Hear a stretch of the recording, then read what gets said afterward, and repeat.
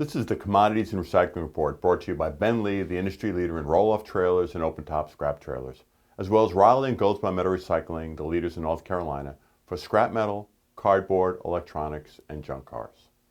Today is Monday, May 4th, 2015. My name is Greg Brown, President and CEO of the companies. While volume coming into recycling operations remains severely depressed, there was some positive news in the commodities markets last week.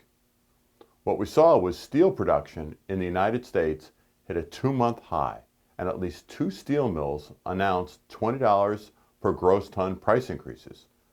This is leading many to believe that the stabilization in steel prices in recent months will lead to increases this week as we enter ferrous trading week. In fact, there was word of at least one up market last Friday. On the negative side, despite oil prices now near 4-month highs, the oil rig count hit a new multi-year low last week. With the rig count at 679, rigs that are now being drilled are 58% below last October's high. Of course, this is important due to rigs use enormous amounts of steel. Interestingly, Saudi Arabia is doing all it can to keep prices low and to have U.S. reduce our drilling.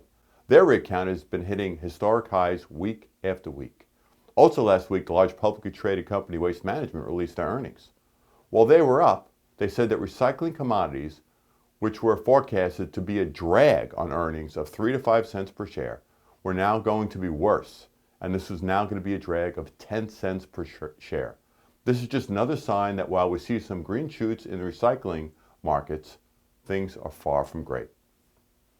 As for the positive news, last week's good economic news in Europe caused the euro to strengthen to a 2-month high of 112 to the dollar, up from 105 only a few weeks ago.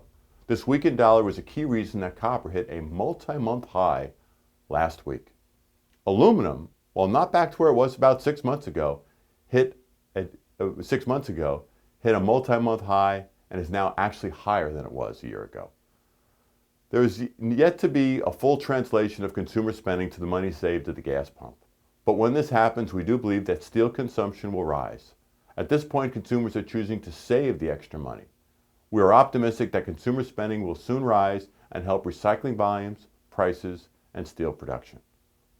There was some bad news for a number of scrap yards and demolition companies last week.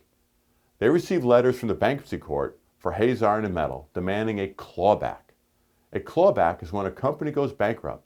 If the court can prove preferential treatment of suppliers, the court can demand money back that was paid out during the 90 days previous to the bankruptcy filing. There were no changes to our copper prices last week in North Carolina, with our Raleigh prices of #1 copper being purchased for $2.37 a pound.